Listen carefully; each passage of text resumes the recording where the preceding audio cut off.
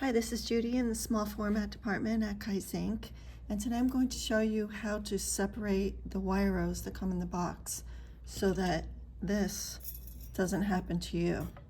They can be very frustrating, but once you know the trick, they're pretty easy to separate.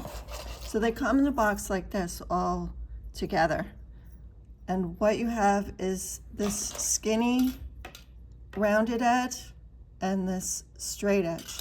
So that's what you want to look for.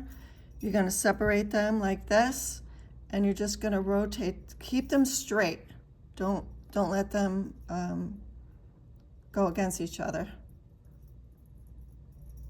And once you have them like this, you just want to rotate them, and they come right apart. So I'm rotating them this way. These two are still together. I'm going to rotate them this way.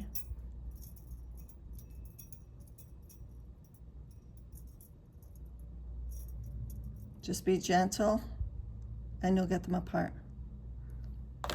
Thanks for watching.